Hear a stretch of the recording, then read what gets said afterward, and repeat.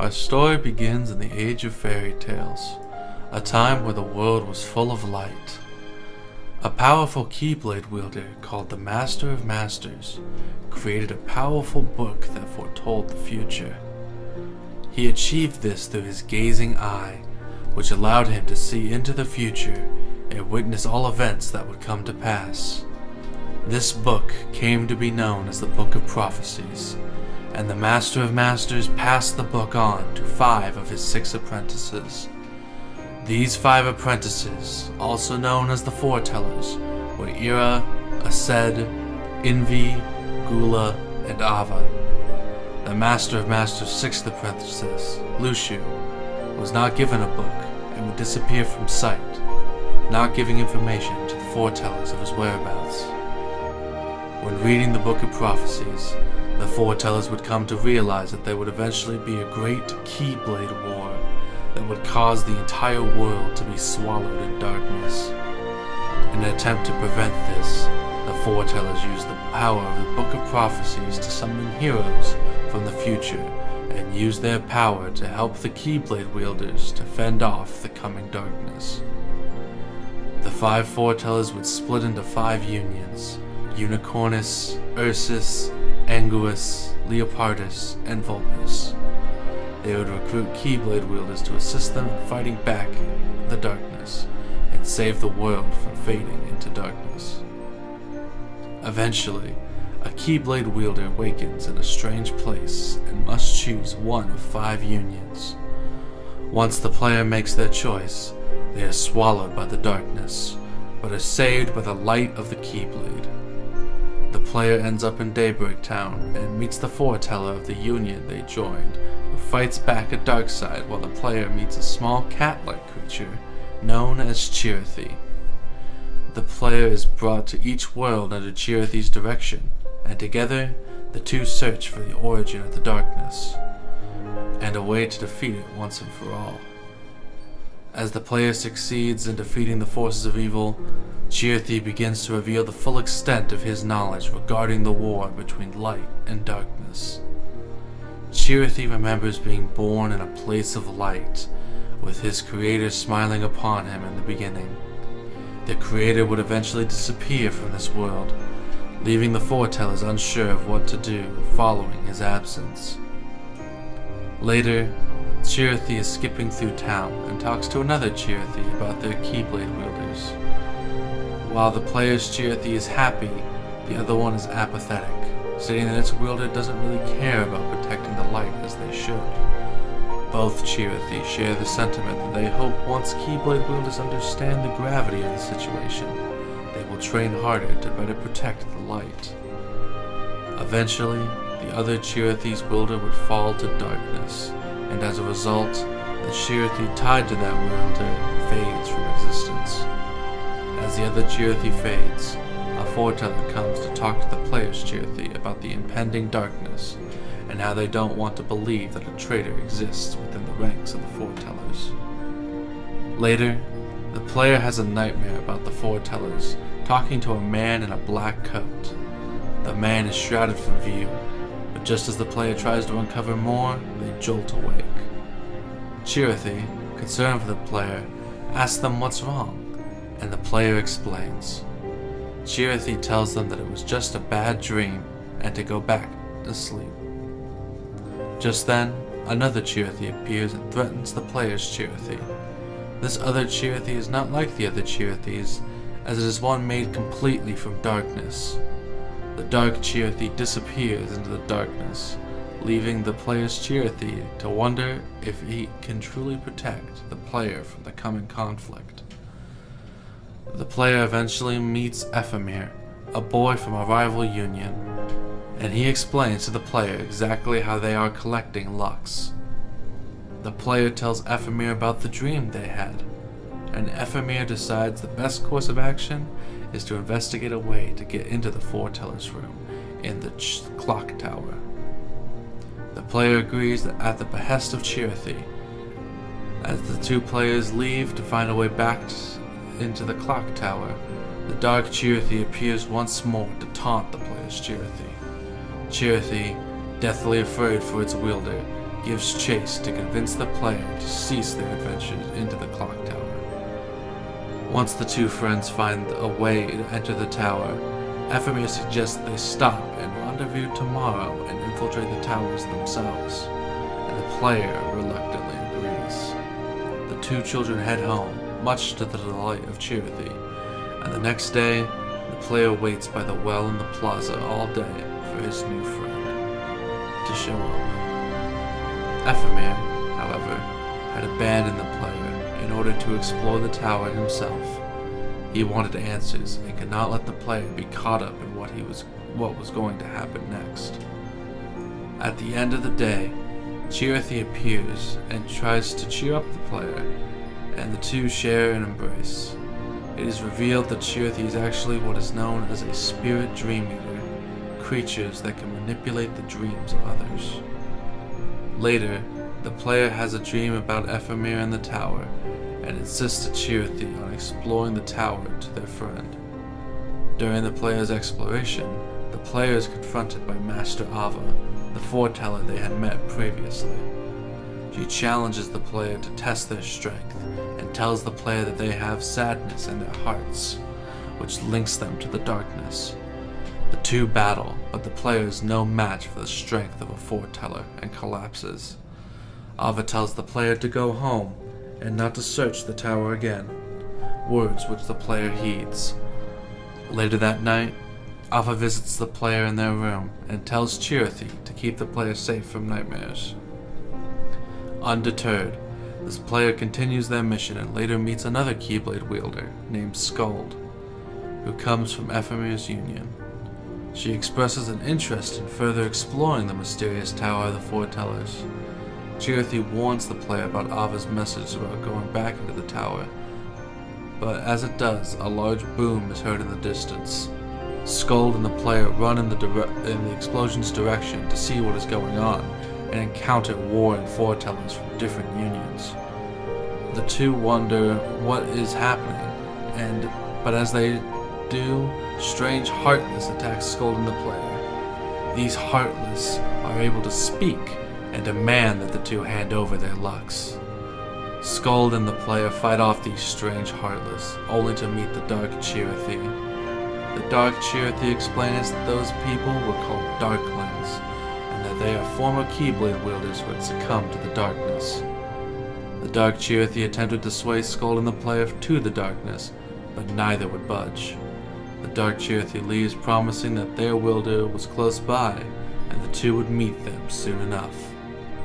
The player, Chirithy, and Skuld re-enter the Foreteller's tower, where they are caught by a Foreteller. When they are told that Ephemera is a traitor to his union and that he has disappeared, the player challenges the Foreteller to a duel, assuming Ephemera has been captured, but is easily defeated. The Foreteller reveals that she is, in fact, Master Ava, and that the player's quest was a test of their character to see if they are worthy of leaving this world before the great war between light and darkness.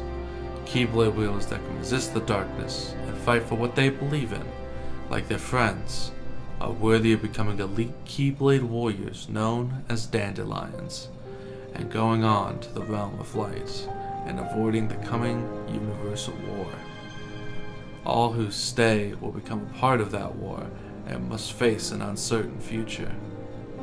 Skuld accepts the offer, but the player is uncertain if they should join Ephemera, who has gone on to the realm of light, or to stay and fight to save the future. Later, Ava talks to all the Dandelions and tells them what they must do when the Keyblade War starts. Sometimes after this, the player encounters two Keyblade warriors accusing each other of stealing lucks from their unions.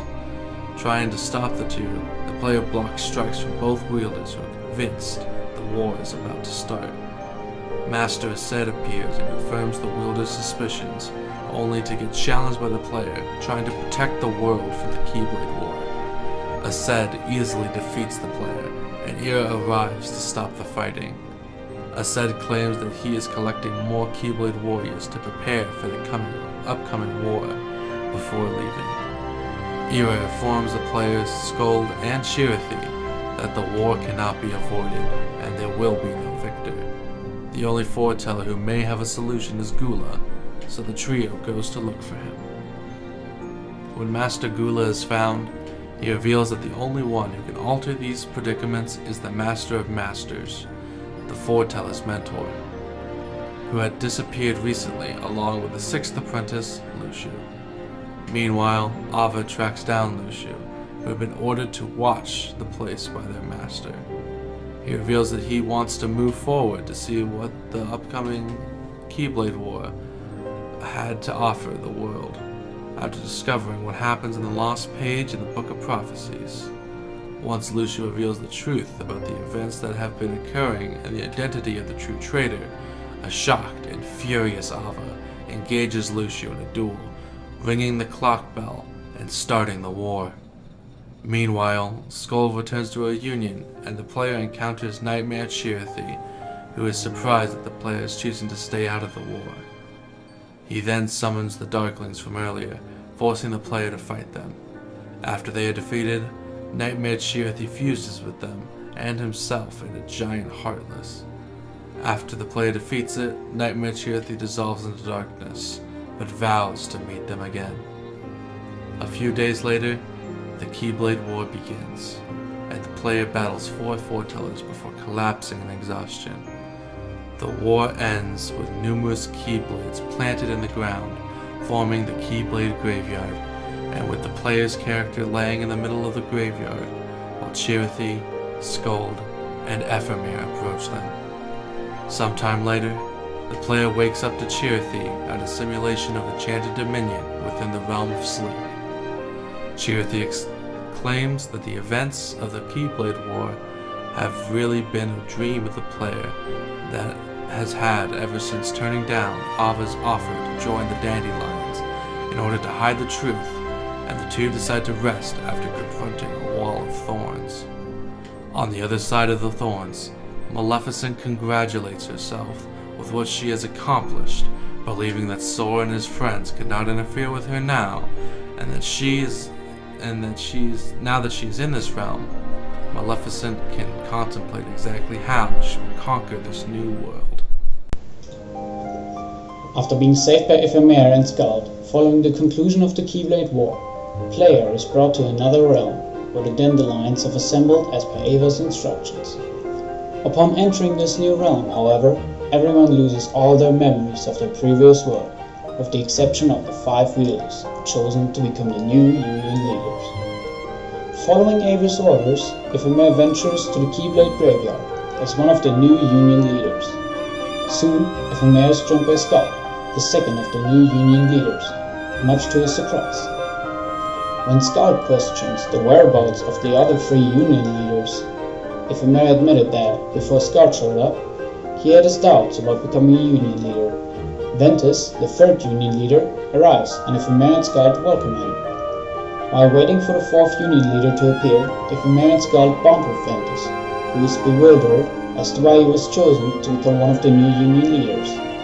He admits that he is a little jealous of Ephemer and Skald's friendship, though they assure him that they consider him a friend as well. Amused by the concept of friends, the 4th Union leader appears and introduces himself as Brain. Amused by the concept of friends, the 4th Union leader appears and introduces himself as Brain. When Ephemer confirms that Brain is not the last to arrive as he had anticipated, Brain asks if Ephemer is meant to be their leader. Ephemer denies this, feeling as though they should wait until all of them are together to decide who leads. Brain then asks if the rules Ava provided are meant to be absolute, as he has an issue with the concept of lying to the Dandelions, something which Ventus relates to. Thinking about the pain that player had endured because of the Keyblade War, Ephemer firmly states that they are to follow the rules and that the truth about the previous war must remain a secret, so that no one has to remember the tragedy of the Keyblade War. Brain, Ven, and Skald all accept this, stating that they all believe in Ephemer. Together, the 4 new Union leaders await the arrival of their final comrade. Player resumes his missions, initially reliving through the events leading up to the Keyblade War, and later has a nightmare in which he sees himself collapsed after the events of the Keyblade War. Furthermore, they relive the battle with Aset from just before the fated battle. Upon their defeat, at Assad's hand. Player is jolted awake, and Chirfi, concerned of the frequency of player's nightmares, advises him to rest. As player accepts this and wearily returns to sleep, Chirfi bids them good night and continues to watch over them. Prior to the Keyblade War, Strelitzia, another member of the Dandelions, takes notes of player as he waits for Ephemer in the Fountain Square, taking a keen interest in them. After witnessing player's battle with Assad, Strelitzia is approached by Ava and asked to be one of the new Union leaders following the events of the Keyblade War. Concerned about those who will be left behind during the Keyblade War, Strelitzia remembers that the player is not a Dandelion and insists that she must warn the player of the danger that is to come. The next day, while searching for player in an abandoned house, the two of them are attacked by an unseen assailant, who steals Strelitzia's rulebook before leaving. Strelitzia holds her Chirfi in her arms, sad that she did not get the chance to see player before she and her Chirfi faded away. Back at the Keyblade graveyard, Ephemer, Skald, Ventus and Brain grow concerned when the 5th Union leader does not show up and begin searching the Keyblade graveyard. Soon, Laurium approaches, apologizing for being so late, as he had been searching for something. Together at last, the 5 enter the Fortalice Chamber in Daybreak Town, where Brain looks through a copy of the Book of Prophecies that he finds. Ultimately, they decide to keep the Unions united under a Union cross for the time being, while also keeping the absence of the Fortalice a secret. Brain then decides that in order to celebrate, they should make creating new spirits their first task, sending Ephemer, Skald and Ventus to collect the supplies while he and Laurium prepare to synthesize the materials. All the other Dandelions receive their special spirits from the new Union leaders and set off once more to explore the worlds and save them from darkness. Eventually, the protagonist returns to their enchanted dominion to assist the denizens of the world. The protagonist frees Prince Philip, and the two go on to defeat the evil fairy Maleficent and save the world. Maleficent, defeated, returns to her castle in shock of what had just occurred. Maleficent couldn't believe she had lost, reveals that she is actually from the future and she came here to change the past. A mysterious man then appears and explains to Maleficent that the worlds the Dandelions travel through are not like the worlds she once knew. Unlike the foretellers, the new Union leaders could not summon the worlds through the Book of Prophecies and therefore created an alternative solution. The Union leaders created the worlds with data, and each world the Dandelions traveled through could not be affected through outside influences. Each world created contained one of the Princesses of Hearts save for one in order to prevent someone from abusing such a place. Each world created contained one of the Princesses of Hearts save for one in order to prevent someone from abusing such a place. The mysterious man then informs Maleficent that her knowledge of the future is dangerous in his world, and the man teaches her to travel forward in time. Later in the clock tower, the Union leaders are discussing the idea of the Shift Pride. The Union leaders come to the conclusion that the Shift Pride should exist, but Ephemer comes up with the idea to make all the people who fight in the Shift Pride be made of data rather than having Keyblade wielders actually fight each other. The other Union leaders agree and initiate the new Shift Pride. And with that, Laurium decides that he needs to take a stroll through Daybreak Town to look for someone important to him. Later, he comes in contact with a young girl named Arena, and he asks her about her former party member and his sister, Strelitzia. Arena does not have a clue about Laurium's sister, but then gets the idea to call her Chirfi, as he was good friends with Strelitzia's Chirfi. The two find out that Strelitzia's Chirfi was last seen observing Skald and the protagonist heading into the same abandoned house that Strelitzia died in. Laurium leaves Arena to go confront Skald, and Arena decides to go check out the abandoned house with her Chirfi to try and find more clues. When Laurium confronts Skald, she mentions she has also no idea about Strelitzia's whereabouts, but Skald and Ephemer soon realize who the other person Skald was with was none other than the protagonist, leading to Laurium suspecting them of knowing where his sister went. Hello, my name is Volshok, and I will be doing the synopsis for Kingdom Hearts Birth by Sleep. The story of Kingdom Hearts Birth by Sleep takes place 14 years before the events of the first Kingdom Hearts. Master Xehanort had decided to abandon his pupil Ventus on Destiny Island after his heart had become fractured during a training accident, causing Ventus to go into a comatose-like state. Fortunately, his heart was saved when a new heart found Ventus's and helped him fill the fractures. 4 years passed, and Ventus lost all memory of what had happened and found a new home in the Land of Departure, a sacred ground defended by a long line of Keyblade Masters. There, he met 2 other youths named Aqua and Terra. The trio quickly became friends and trained together under Master Ericus to become Keyblade Masters. When the time came to receive their title of Keyblade Masters, both Aqua and Terra should have been named, but Master Xehanort, using his status, intervened, convincing Ericus to test his pupils with a Mark of Mastery examination. While Aqua passed the test, Terra did not, thus creating a rift between him and his friends. Terra went off to contemplate his failure, while Ventus went back to his room. However, Ericus requested for Aqua to stay and told her the secret knowledge that she was now entitled to as a Keyblade Master. While musing on his failures, Xehanort came to reassure Terra that darkness was not to be destroyed, but channeled in order to become a true Keyblade Master.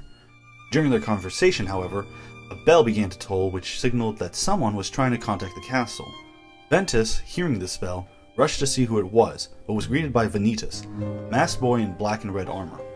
Vanitas planted the idea in Ventus's mind that Terra would abandon him and that he and Terra would no longer be friends. Shortly after came news of a new threat called the Unversed, strange creatures that thrived on negativity.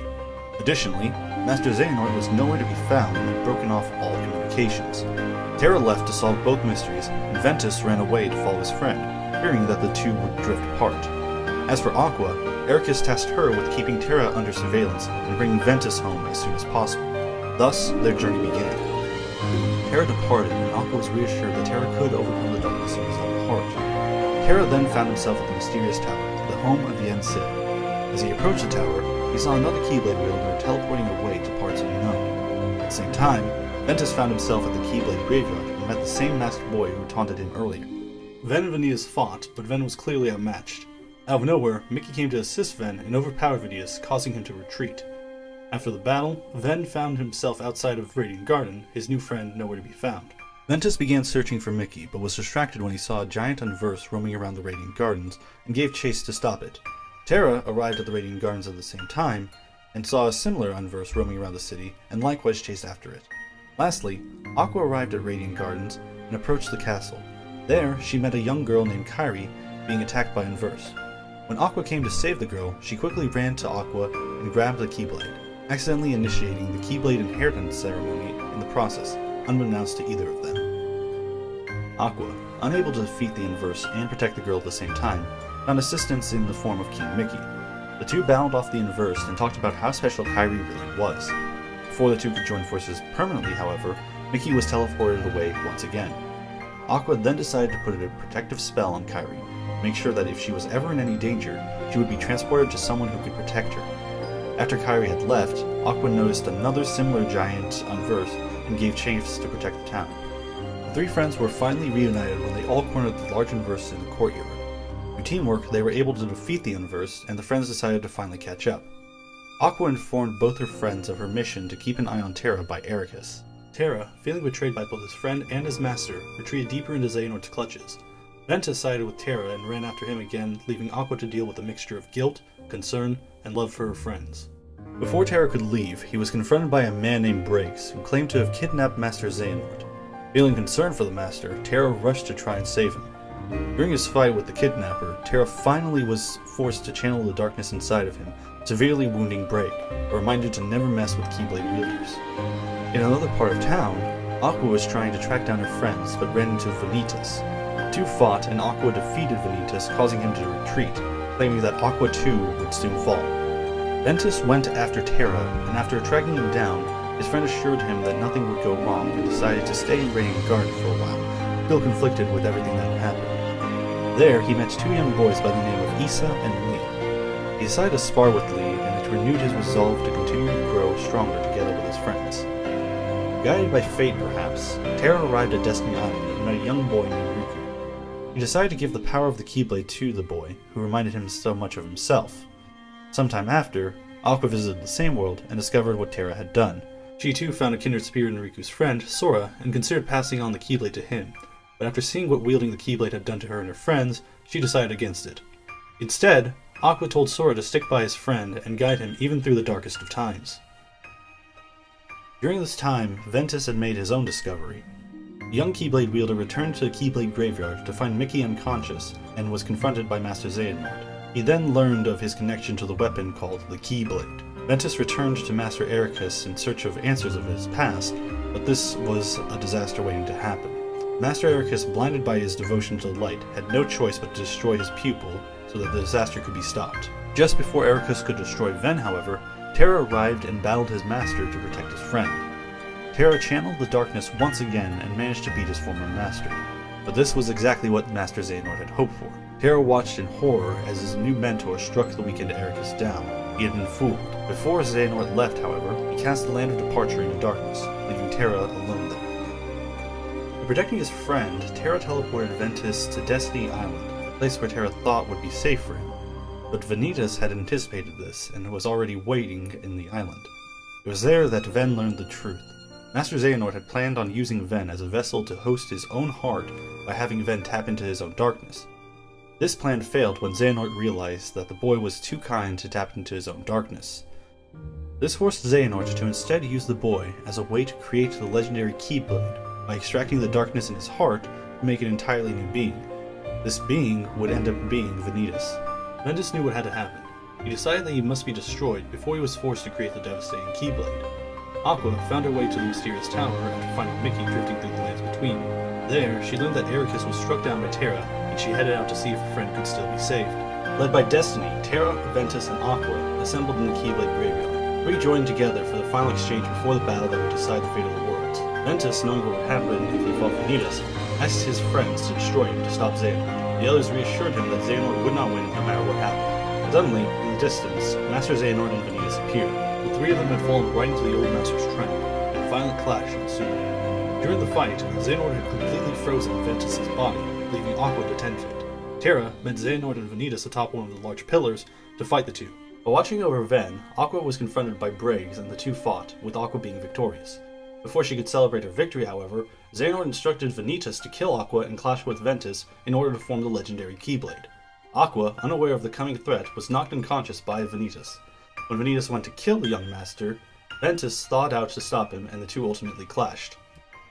Once it was over, Vanitas revealed to Ventus that the unverse were caused by the negative emotions released. Xehanort cleaved Ven's heart in two. They did battle once more inside Ven's heart, with Ven as the victor, preventing the creation of the Keyblade. Ventus's heart had been nearly snuffed out, so he retreated into the safety of Sora's heart, the same new heart that had saved him years before. Atop the spire, Terra, unaware of what was happening below, fought Master Xehanort and managed to overpower the old man. However, this was part of Xehanort's plan as well. By corrupting Terra's heart with the power of darkness, Xehanort used this opportunity to force his heart into Terra's body. And despite his best efforts, Terra was unable to resist Xehanort's possession, and the Master's plan had succeeded. This would have been the end of it, if not for Terra's incredible will to fight, and as Xehanort, now in possession of Terra's body, began to walk away, he was attacked by Terra's animated armor, known as Lingering Will. Once again, they battled, and Lingering Will managed to defeat Xehanort. Trapped inside of his armor, the Lingering Will promised his friends that he would make everything right. Back below, Aqua had just regained consciousness in time to see Vanitas and Ven had merged together, holding an imperfect Keyblade. Aqua, with the help of Mickey, fought back against Ventus Vanitas and destroyed the imperfect Keyblade. In the aftermath, however, Ventus would not wait, and Terra was nowhere to be found. Aqua's journey was sadly not over. With an unconscious Ven, she needed to find a place where the boy would be safe. When she left the mysterious tower, Ventus summoned his Keyblade and opened a portal to the Land of Departure. Aqua saw the destruction brought upon by Xehanort and knew what she had to do. She took Ven into the Grand Hall and placed him into Ericus' chair, and using the Master's Keyblade, locked the land away and transformed it into the world that would eventually be known as Castle Oblivion. Aqua found and confronted Terranort, looking to free her friend from Xehanort's clutches. After a long fight, Terra managed to gain temporary control and tried to release his own heart. Aqua, not wanting to lose her friend, dove into the darkness and sacrificed herself to usher Terra back into the light.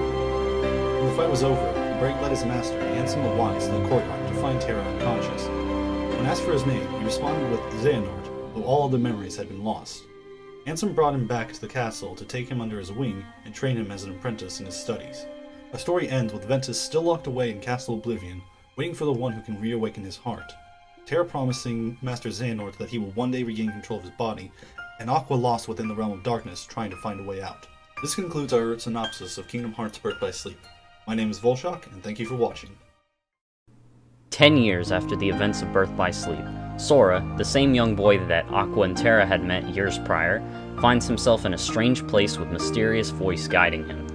3 weapons appear in front of Sora: a shield, a staff, and a sword, all 3 meant to assist him in this place.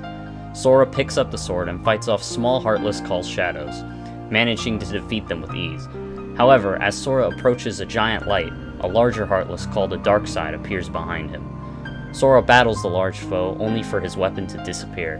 The darkness created by the monster begins to swallow Sora whole as he is left with nothing but suffocating in darkness. However, Sora figures out it was all just a dream. Sora wakes up on the beach of Destiny Islands, where he spends his days with his 2 best friends, Riku and Kairi. The 3 friends are attempting to build a raft in order to sail to other worlds so that they could see what was truly out there. After collecting materials to build the raft, the 3 friends discuss what really could be out there, leading Riku to tell both of his friends that it was Kairi's sudden appearance on the islands that caused Riku to really want to search for what was out there. As they all started heading home, Riku tells Sora the tale of the Paopu fruits and their special powers. If Sora and Kairi share a Paopu fruit, then they would be connected forever. The next day, in the secret place on the island, Sora sees the 2 drawings that he and Kairi made for each other years ago. Sora adds to his picture, drawing himself giving a Paopu fruit to Kairi's picture. Just then, a stranger in a brown robe approaches Sora, telling him that Destiny Islands had been connected to all other worlds. Understandably confused, Sora asks the strange man what he means, and he leaves with a cryptic message. Sora then returns to collecting supplies for the coming raft trip, and before Sora and Kairi go home for the night, Kairi jokingly suggests that they steal the raft and go without Riku, much to Sora's surprise. That night, the islands are hit by a storm and engulfed by darkness. Sora grows concerned for the raft's safety and heads out to the island. He gets to the island to find it overrun by swarms of shadows. Sora runs to Riku, hoping the 2 of them can get out of there safely. Riku, however, has no plan of leaving and shares with Sora that he does not fear the darkness. Riku begins to be surrounded by the darkness, and Sora tries to reach out to his friend to save him. Both friends are swallowed by the darkness. And Sora managed to be saved by the light of the Keyblade. With Riku nowhere to be found, Sora goes to the secret place to find answers. There he finds Kairi looking at a strange wooden door. Kairi turns to Sora, and the door busts open with a violent gust of wind. Kairi is thrown out of the tunnel, as Sora tries to catch her, only for her to vanish as she reaches him. Shortly after, Sora too is thrown from the secret place and lands on the beach once again. His world is now crumbling away and falling to darkness. The towering dark figure from his dreams stands in front of him, and Sora, Keyblade in hand, fights off the beast and is sucked into the giant dark hole that was engulfing his world. Elsewhere, a duck by the name of Donald goes to greet his king at Disney Castle. However, the king is missing and left Donald a message that the worlds are in danger and that the king needed help to save them. The king instructs Donald to find a man by the name of Leon, as he would know where to find the person who wields the Keyblade to help them save the worlds. Donald recruits the help of Goofy to help him find the Keyblade wielder, and Jiminy Cricket to record the adventure. The trio heads to Traverse Town in search of Leon, and the Keyblade wielder on their gummy ship. Just as they are about to depart, Pluto jumps onto their ship to join them in their adventure. As Donald and Goofy arrive at Traverse Town, they look up towards the sky and see a star go out. Another world was swallowed by the darkness. Pluto runs off and finds an unconscious Sora in an alleyway. Pluto wakes up Sora and runs off when Goofy calls Pluto's name. Sora, now in this mysterious world, looks around to see that he isn't on his island anymore. Sora enters the second district and sees a man killed by the Heartless, the same creatures that attacked his island. Sora summons his Keyblade and fights them off, making his way to the accessory shop for safety. In there, he meets an old man by the name of Sid. Sid offers to take care of Sora since he's lost, and just wants to get home. As Sora walks out of the accessory shop, he is confronted by a man with a gunblade. The two battle it out, and while Sora manages to keep up with him for a while, Sora becomes tired and falls to the ground exhausted. Yuffie, a young ninja, accosts the man, now revealed to be Leon, for going too hard on the kid. The two take Sora someplace safer so he can rest. Elsewhere in Traverse Town, Donald and Goofy are wandering about trying to find Leon and run into Aerith, who takes them to the Red Room in order to explain what is going on. As Sora awakens, Leon and Yuffie explain that Sora has been chosen by the Keyblade, and he is responsible for defeating the Heartless. Then, Soldier Heartless invade the room and Sora and Leon fight their way to the 3rd District. Donald and Goofy also fight their way to the balcony in the 3rd District and get blasted off the roof and onto Sora, finally finding their Keyblade wielder. Just then, the three are surrounded by Soldier Heartless and the trio fights them off. In the end, the guard armor appears and fights the trio. Once the guard armor is defeated, Sora decides to join forces with Donald and Goofy, looking to find the king, while also trying to find his friends Riku and Kairi. Each world they visit reveals a keyhole, which leads to the heart of each world. With Keyblade in hand, Sora took down the Heartless and locked the keyholes. When the gang returns to Traverse Town, they run into Riku. Sora is thrilled to see his friend again, and offers to Riku that he joins them on their adventure forward.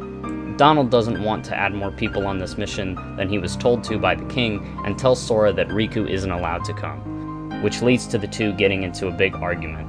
While Sora and Donald are arguing, Riku takes off, much to Sora's dismay, but Sora is content in knowing his friend is still safe.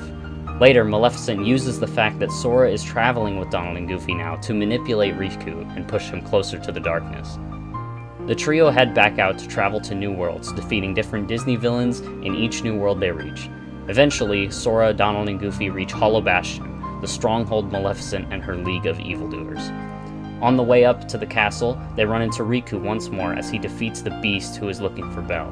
Riku reveals to Sora that it was in fact Riku that was supposed to wield the Keyblade and not Sora. Riku then takes the Keyblade from Sora, leaving Sora with nothing more than a wooden sword. Donald and Goofy, not wanting to betray their king, abandon Sora to go with Riku, and telling Sora that they are sorry before leaving. Sora teams up with Beast in order to reach the castle, as Sora now has no Keyblade to assist him. When they reach the castle, Riku taunts Sora once more, and when Riku tries to kill Sora, Goofy protects his friend. Donald follows suit and the trio are reunited. Sora, realizing his friends are what makes him strong, manages to take the Keyblade back from Riku, and the two do battle. With Riku defeated, he runs off and is tempted with dark power by Ansem, the hooded figure who had approached Sora on Destiny Islands. Sora ascends the castle, defeats Maleficent, and now finds himself face to face with a greater threat. Ansem is trying to complete the keyhole to a doorway that leads to the heart of all worlds, Kingdom Hearts. The way to complete it is to collect all 7 Princesses of Heart: Jasmine, Alice, Snow White, Cinderella, Aurora, Belle, and surprisingly, Kairi. Ansem, who is now possessing Riku, informs Sora that Kairi's heart was inside him all along. Ansem tries to release Kairi's heart, but Sora fights him in order to protect Kairi. Sora defeats his foe and realizes that to save the worlds, he needs to release Kairi's heart. He takes Ansem's Keyblade and jams it into his chest to release Kairi's heart. Sora becomes a Heartless, and when he approaches Donald, Goofy, and Kairi, Kairi recognizes the Heartless as Sora. She embraces him and returns him to his human form. The 4 friends leave Hollow Bastion and return to Traverse Town. Sora knows he has to go back to Hollow Bastion and close the final keyhole. As a parting gift, Kairi gives him her good luck charm to ensure a safe voyage. Sora promises he will return it someday, then sets off. The trio returns to Hollow Bastion and fights off the monstrous behemoth Heartless, closing the keyhole. As they prepare to leave and face Ansem one final time, Sora notices a portal in the same place that he went to earlier to deal with Maleficent. The group enters the portal and are greeted by a mysterious man in a black robe. The man gives Sora cryptic messages and then attacks Sora and the gang, leading to an epic clash. Sora holds his own until the man decides to leave, and with that, the party heads off to their final destination, the end of the world. Sora and company follow Ansem all the way to the end of the world, and there fight off strong Heartless at every turn. The trio eventually make their way to Ansem, and what remains of Destiny Islands. Sora spots Riku on the beach, and as the trio approaches him, he reveals that Riku has been completely absorbed by Ansem. Sora, unable to believe that the darkness is the end for all things, fights Ansem, eventually leading to a final clash between the two above the world of chaos. As Ansem is defeated, he calls out to Kingdom Hearts for darkness, but as the door opens, it engulfs Ansem in a blinding light that destroys him. Sora, Donald, and Goofy rush to try and close the door as it connects the realm of light and darkness together. Heartless begin to emerge from the realm of darkness, and the 3 friends begin to lose hope of closing it and saving the realm of light. Just then, Riku appears to assist in closing the door by pulling it closed, while Sora, Donald, and Goofy push it shut. As they try to shut the door, many Darkside appear and try to stop them from closing the door, but are easily dispatched by a mysterious figure. The figure is revealed to be the king, Mickey Mouse, coming to help Sora seal the Kingdom Hearts once and for all. Sora was able to close the door with the help of Riku and King Mickey, who stay trapped in the realm of darkness on the other side. As the door closes, Riku tells Sora to take care of Kairi. Both Sora and Mickey seal the door, and the worlds begin to be restored to how they once were. However, Sora decided not to return to his homeworld, leaving Kairi to go search for Riku and Mickey. Sora, Donald, and Goofy then set off to find their friends, eventually coming across Pluto, who is holding a letter with the king's seal on it. The trio chase after Pluto, all three excited for what would happen in their next adventure. Sora, Donald, and Goofy rest in the field while trying to find a way forward after defeating Ansem. Sora, unable to sleep, begins to walk around and comes to a crossroads where a mysterious man in black appears before him. The man tells him that farther down the road there is something Sora needs, and that Sora needs to lose something in order to claim it. Sora, Donald, and Goofy travel down this road and find themselves in front of a mysterious castle called Castle Oblivion. The trio enters the castle, exchanging the fact that they all had the same premonition that their friends lie inside this mysterious castle. As the three decide to investigate the castle further, the mysterious man appears once more, and the trio prepares to fight him head-on. However, when Donald tries to cast magic on the man, none of the spells he knew prior to walking into the castle work. The man explains that they forgot every spell and ability they ever knew, and then Castle Oblivion to find is to lose, and to lose is to find. The man then creates a world card from Sora's memories, which allows Sora to travel further into Castle Oblivion. After traversing the first world from his memories, Sora comes face to face with the mysterious man once again, as well as another person in a black coat by the name of Axel. Axel decides that Sora needs to be tested, and the two clash, with Sora walking away victorious. Before departing, Axel tells Sora that in order to conquer Castle Oblivion, he will need to remember what is most important to him. Another world card appears in front of Sora, and he decides to use it to journey further up Castle Oblivion to figure out what is going on. However, Jiminy cautions Sora to keep up his guard, as many secrets could lie in wait throughout the castle. Sora, in response, tells Jiminy that there's nothing to worry about. Clearly, memories of the trio's first journey together start slipping away, as none of them can remember the name of Hollow Bastion. And neither Sora nor Donald can even remember going there. Although something seems to definitely be wrong, the gang decides to climb the castle regardless. After clearing the next world from Sora's memories, Goofy insists to his friends that Hollow Bastion was a real place they went to, and when Jiminy checks his journal to clarify, every single journal entry had been erased. Sora becomes more suspicious and begins to question if something really was going on inside this mysterious castle. While the trio struggles to grasp the workings of Castle Oblivion, Riku finds himself alone in a strange place between light and darkness. A strange voice coaxes Riku, encouraging him to sleep in that realm, since it provides him safety forever. A world card appears in front of Riku, and the voice informs him that taking that card would awaken him, and he wouldn't be able to return to the safety of sleep afterwards. Riku decides that he had slept enough, and he takes the world card to awaken in the basement of Castle Oblivion. He proceeds forward, trying to figure out what was going on. After making it through the first world presented to him, Riku is encountered by Ansem, who tries to convince him to give into the darkness. King Mickey then grants Riku his light, and with that, Riku finds the strength to fight Ansem. The two clash and end with a stalemate, and Ansem gives Riku more world cards created from Riku's memories. Before leaving Riku, Ansem tempers Riku's darkness to make it even stronger, making Riku's struggle much more difficult. Elsewhere in the castle, 3 more people wearing black coats named Sexion, Lexaeus, and Vexen discuss the emergence of 2 new presences that Sexion had detected. One being a clone of Maleficent, and the other being the scent of someone similar to their superior. The 3 decide to wait and see what developments unfold before taking action. Back with Sora, he comes to the conclusion that the journal entries disappeared because they all lost their memories, and they realize that the further they proceed, the more memories they will lose. Worried that they'll forget about their friends, Sora and Donald contemplate heading back, but Goofy assures them that no matter what happens, they will never forget about their friends. However, while ascending the tower, Sora begins to remember a girl in a white dress whose name is lost on him. Meanwhile, Axel and Larxene discuss why Sora is so important, and Larxene realizes that Sora's strength of heart is what intrigues Axel so much. Zexion eventually manages to identify that the second presence was not that of their superior, but that of Riku. Zexion, Lexaeus, and Vexen discuss the sudden emergence of Riku, and that he is a much more interesting subject than Sora. Vexen, interested in pursuing this endeavor, confronts Riku and battles him. Afterwards, Vexen reveals that the battle was nothing but a ploy for him to obtain data from Riku. Shortly after, Riku comes face to face with a replica of himself, made completely from Vexen's data that he collected. The two Rikus clash, with the real Riku coming out victorious and the fake Riku retreating. The replica reports back to Vexen, and he accepts the challenge of going to face Sora, claiming that the hero would be no match for him. Meanwhile, Larxene and Axel talk about using Sora to take over the organization, with Larxene telling Axel to keep silent in order to not tip off the other organization members. After Larxene leaves to go talk with Sora, Axel laughs to himself, telling her that she should have done the same thing, as he intends to deal with the traitors to the organization. As Sora makes his way through the castle, his memories of Kairi are replaced with those of the girl in the white dress, who he now remembers as Naminé.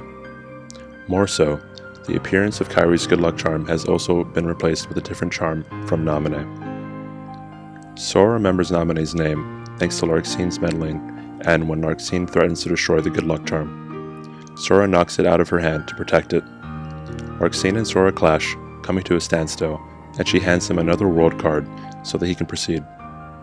As Larxene returns to Axel, Vexen informs them about his replica, and the trio decide to have Naminé implant the real Riku's memories into the replica, causing it to act exactly like Riku.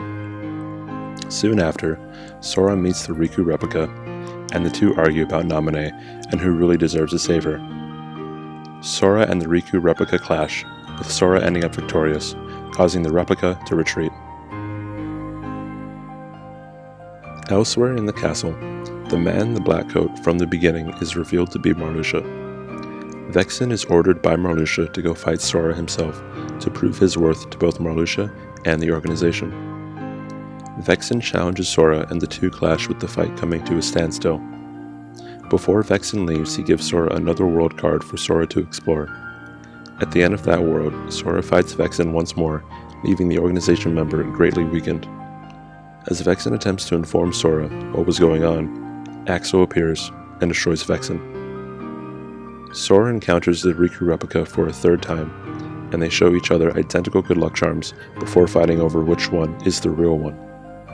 Sora again comes out on top, revealing Riku's charm to be another world card. Donald and Goofy, concerned for their friend, suggest that Sora rethink his crusade to save Naminé.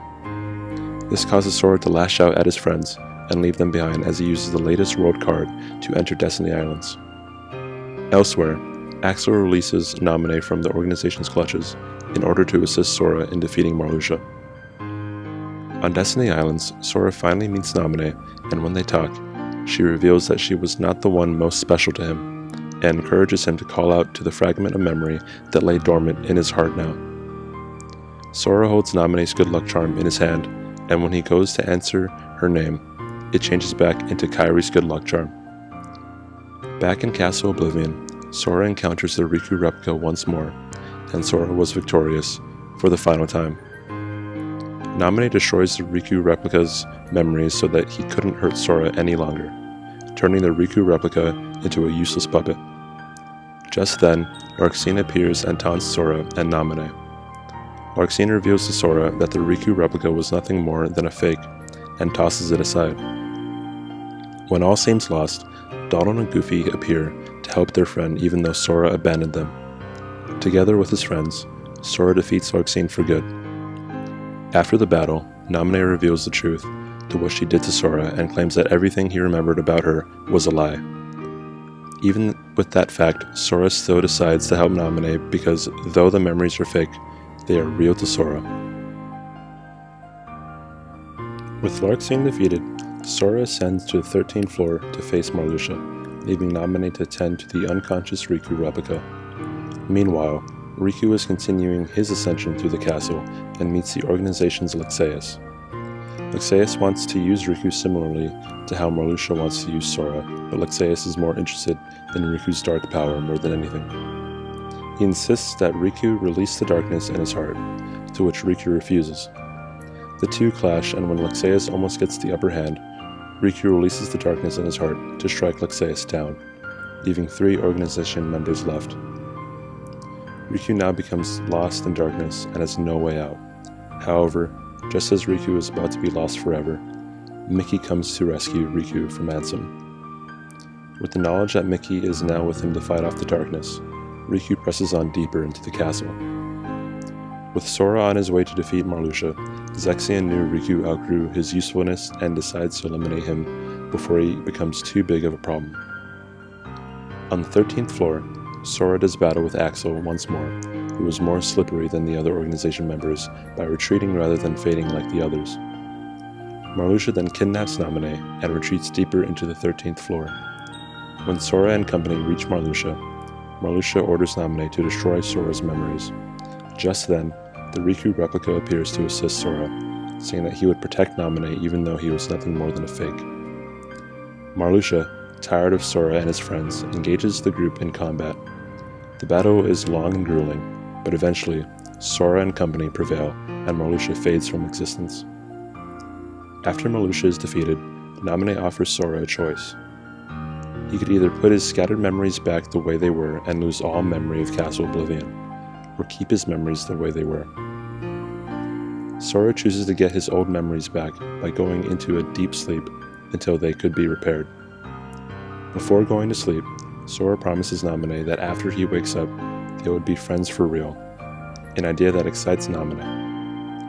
After Sora gets into a sleep pod, it is sealed and Naminé encourages Sora to remember his strongest memory, the most important thing to him, Kairi.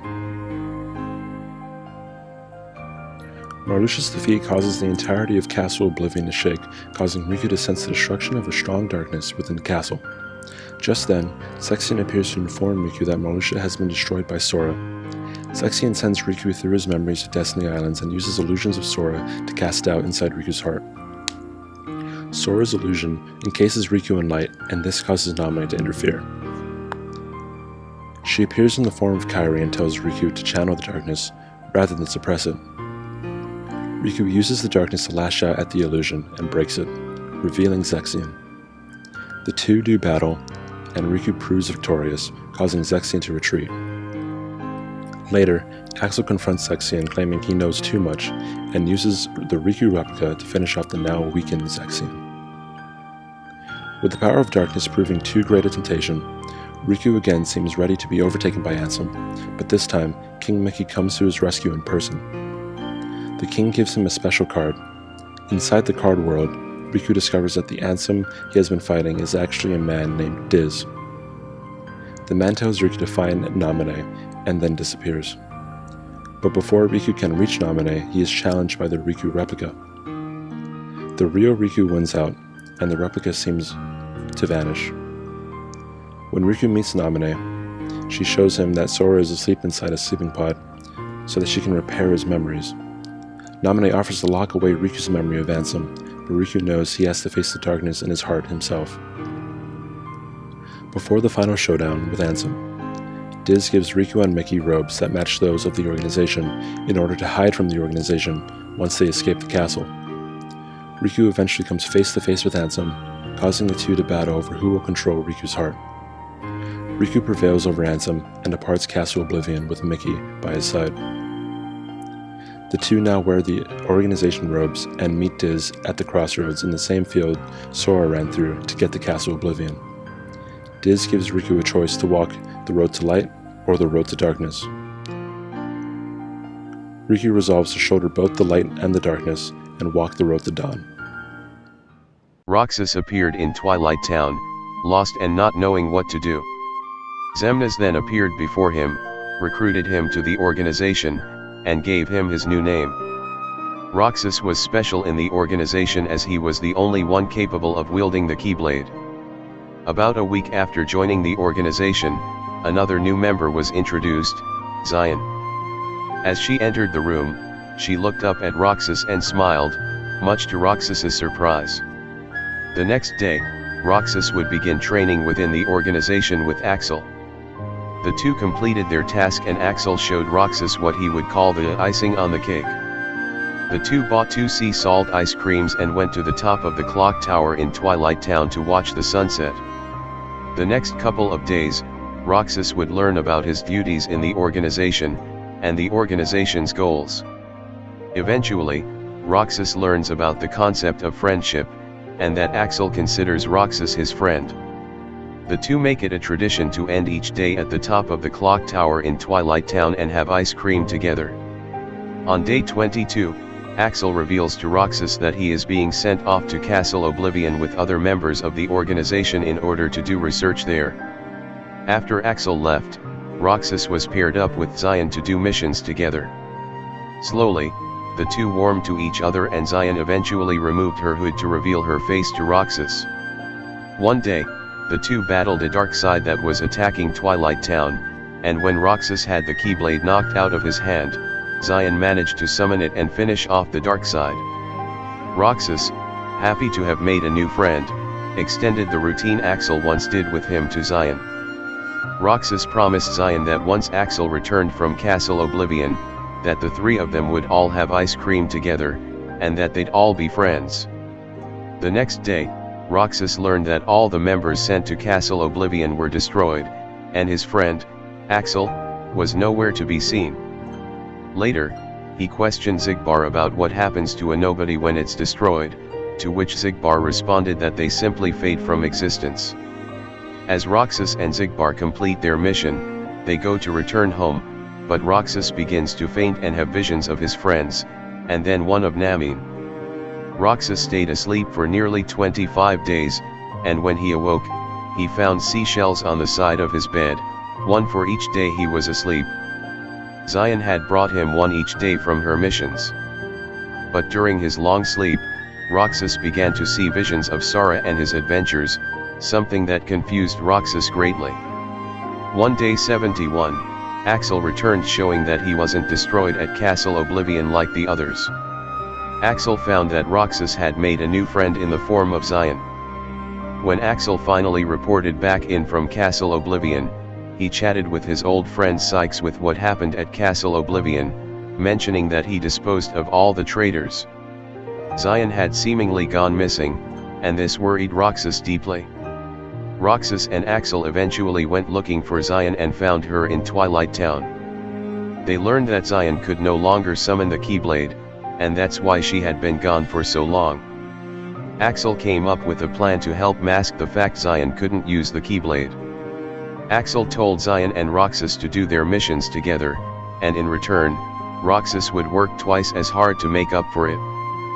In the following days, Kingdom Hearts, the heart of all men, appeared in the sky above the world that never was, the organization's home world, and Xemnas reassured everyone left that their goal of completing Kingdom Hearts was nearly complete.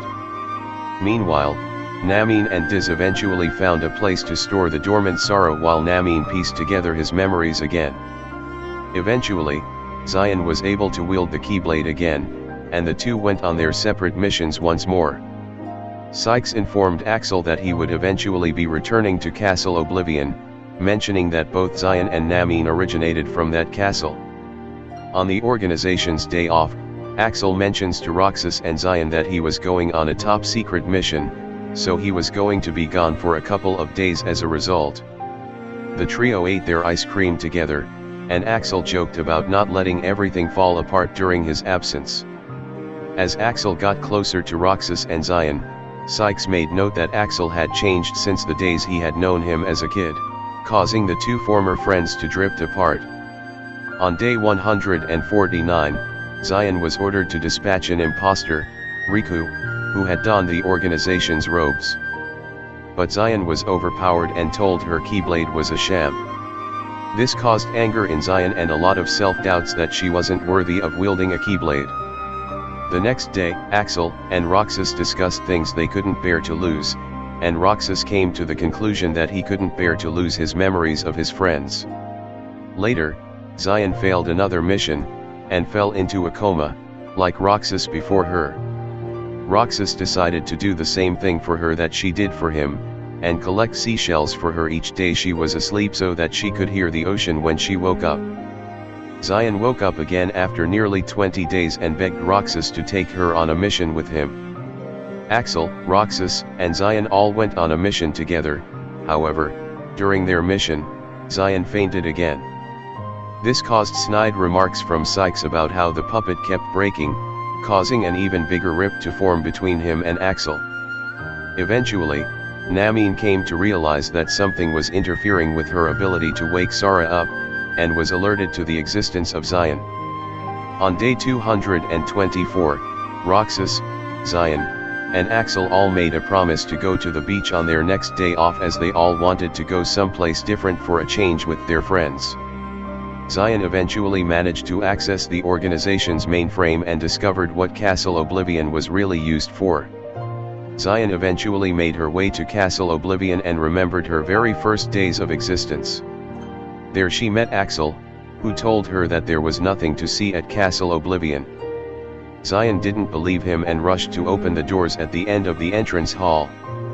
Namine informed Zion about the truth behind what she was, a puppet made to absorb Sara's memories to prevent him from waking up. With this knowledge, Zion abandoned the organization as she no longer believed in its motives.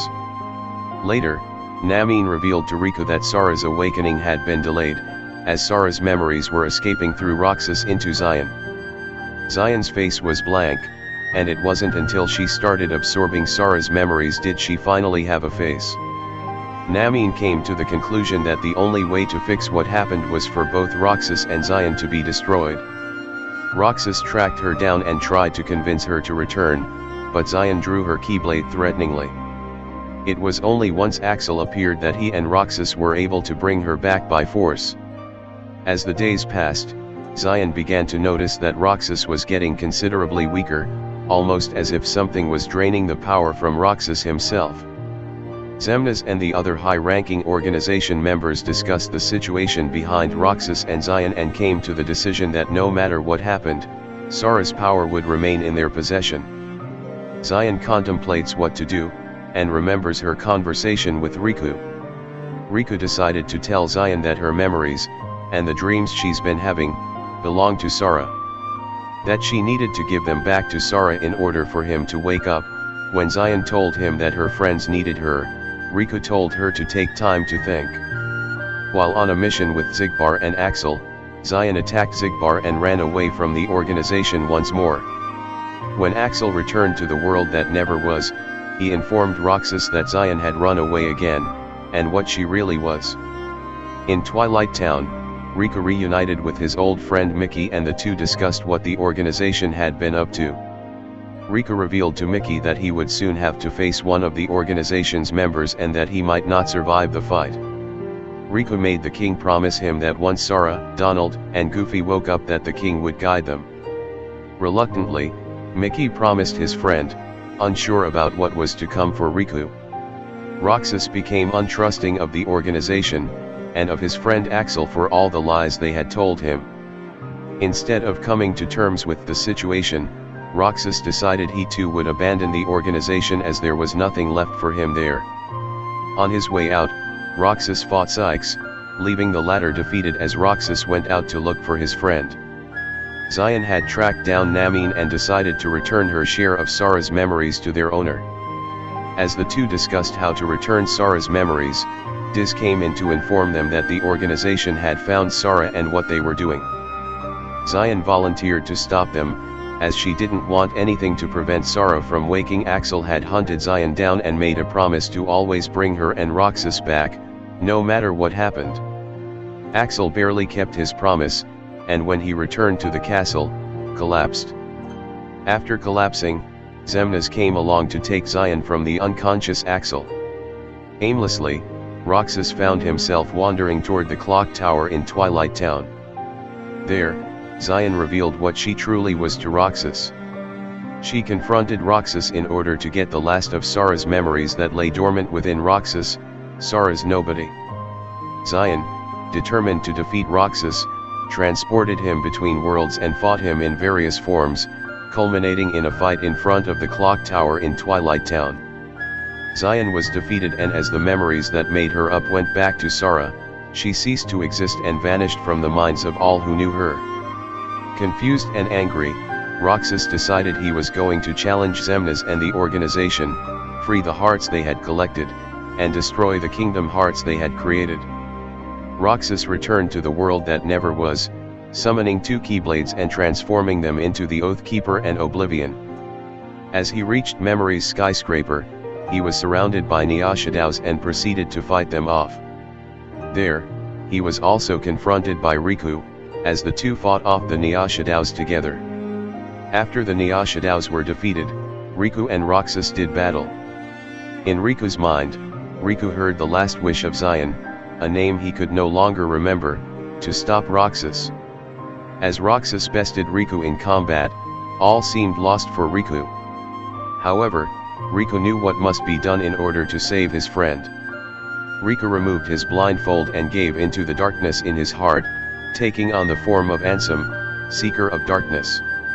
In this new form, Riku subdued Roxas and delivered him to Diz, where they put him in a data version of Twilight Town so that Namine could finally piece together Sora's memories completely. What's going on, guys? This is Synopsis. Hope you guys are enjoying the marathon and enjoying the countdown to Kingdom Hearts 3. Finally, the time is coming. We never thought it would actually be here, but here it is. So I'm here to tell you guys a little bit about Kingdom Hearts 2. So, roughly a year after the events of Kingdom Hearts 1, Roxas wakes up in his room in Twilight Town after having another strange dream. He runs to his friends Hainer, Pence, and Ola at the usual spot to discuss what they're going to do with their final days of summer vacation. The group decides to clear their name after Cypher pins them as thieves for stealing pictures containing Roxas. The group eventually runs into Cypher, and Roxas fights Cypher to prove that he and his friends aren't losers. Roxas prevails over Cypher, leading Pence to take a picture of Cypher's defeat. Just then, a creature in a white hood appears and steals Pence's camera. Roxas chases it down to the old abandoned mansion, where it is revealed to be a Dusk nobody. Roxas tries to defeat it with his struggle bat, to no avail. When Roxas is about to give up, the Keyblade materializes in his hand and he uses it to defeat the Dusk once and for all. After a couple of days, Roxas encounters a girl named Namine, who leads him to the Sandlot. There, he is encountered by Cypher and his gang, but also a group of Dusks as well. Roxas again tries to fight off the Dusks to no avail and is transported within his Dive to the Heart. As he makes his way through this place, he encounters the Twilight Thorn. Needing to take it out, Roxas fights the giant nobody and defeats it. Roxas later wakes up with Cypher and his gang celebrating victory as Roxas's friends come by to see him on the ground next to Cypher. At the annual struggle tournament, Roxas managed to beat his friend Hainer, and then Vivi. After defeating the latter, the world around him froze. The Dusks appeared to fight him, and the Keyblade was summoned once more into Roxas's hands.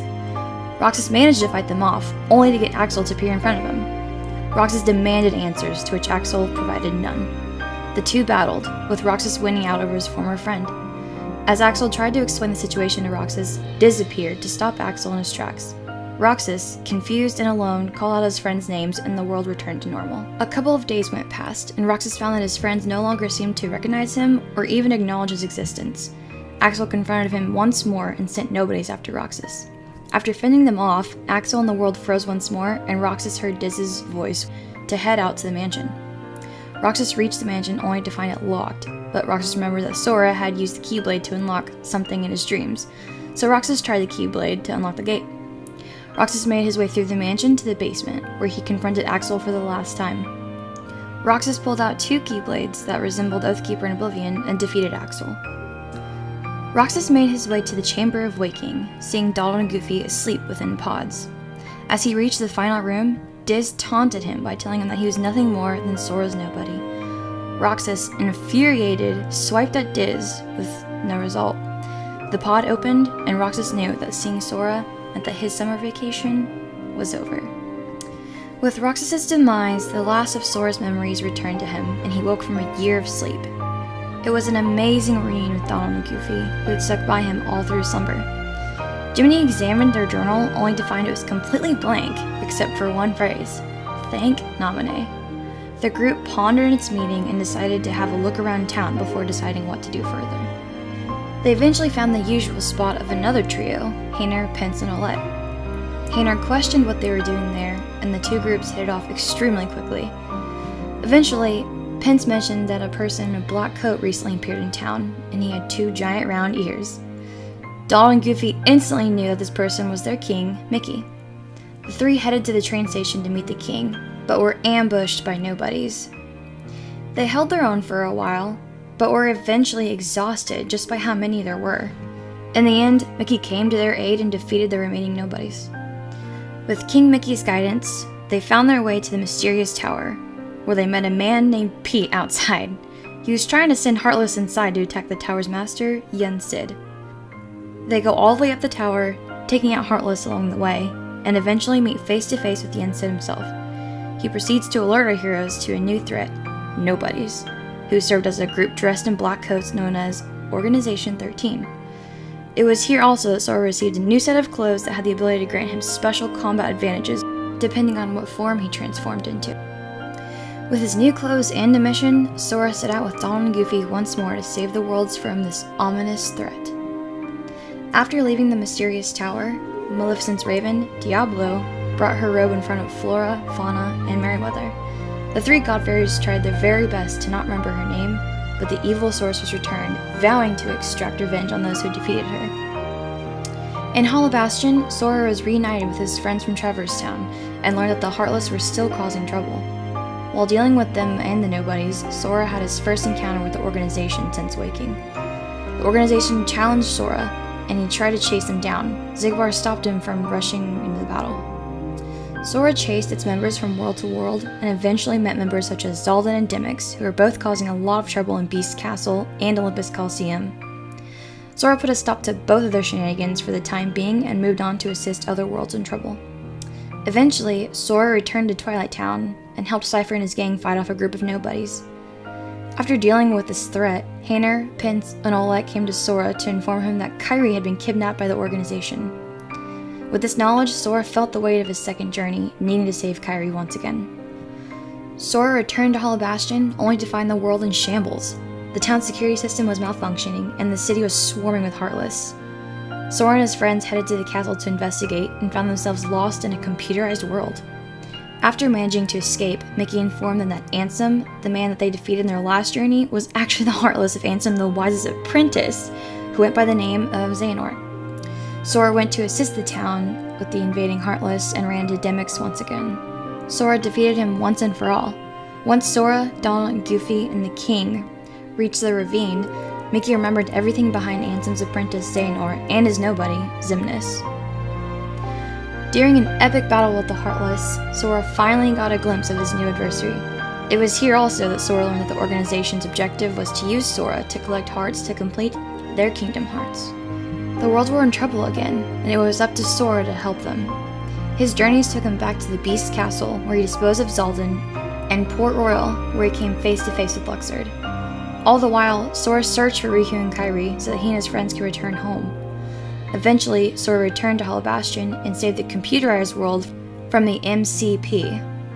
After this, he learned the true name of Hollow Bastion, Radiant Garden. After saving all the worlds, Sora received a distress call from Chip and Dale at Disney Castle. A giant dark portal had opened up near the Cornerstone of Light. They decided to enter the portal to see what was on the other side. It led to a Keyblade graveyard, where the Lingering Will appeared in front of our heroes. At first, all it wanted was to see his friends, Ventus and Aqua. But after Sora summoned his Keyblade, the Lingering Will mistook him for Xehanort. Sora fought him, with this being his toughest challenge so far.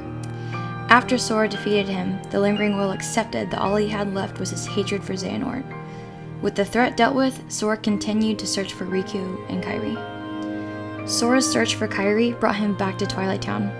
By using the alternate version of the town where Roxas spent his summer vacation, Sora and the others found a way into the realm of darkness.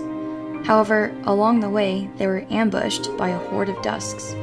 Axel, however, came to the rescue and sacrificed himself to protect Sora, who was, in a way, also his best friend Roxas. Finally, Sora had reached Organization 13's homeworld, the world that never was. As he made his way through the Dark City, Sora was ambushed by Roxas, and the two battled within Sora's heart. Sora came out victorious, finally convincing Roxas that Sora had to be the one to defeat Xemnas. Sora infiltrated the castle and fought off the dangerous Xigbar. Naminé found Kairi inside the castle and assisted her in trying to escape the organization. On their way out, the two girls were attacked by Saiyx, but Riku would come to their aid. After defeating Xigbar, Sora was finally reunited with Kairi. He tried to thank who he thought was Xehanort's Heartless, when Kairi told him that it was in fact Riku. They made their way to the next room, defeated Luxord and Saiyx, and made their way to the balcony. There, they met Ansem the Wise, who had assumed the name Diz. He had a blind quest for vengeance against the apprentices who had betrayed him, and who had brought ruin to Roxas and many others. Realizing the error of his ways, Ansem the Wise blew up the organization's Kingdom Hearts as atonement and was himself engulfed in the blast. The blast also restored Riku's true form, allowing him to finally shed his blindfold and organization robe. As the gang approached the top, Maleficent and Pete appeared, wanting to claim the tower for themselves, and the two villains fought off swarms of Heartless just to claim the castle for themselves. At the top of the castle, close to what remained of Kingdom Hearts, they confronted and defeated Xemnas. Yay!